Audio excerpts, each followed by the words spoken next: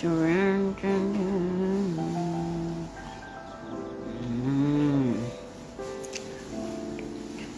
Nalo namin ng kamatis, sibuyas, luya, lagyan ng patatas kasi wala naman sayuti, kaya yan na. Ibang daw. Amin yan. Ito naman para sa amo. At aming white rice. Yan. Ito yung bits. Nag-end live na po ako. Maraming salamat po sa mga nanonood dyan. God bless po. Bye! Ito mga sila, ito mga bukas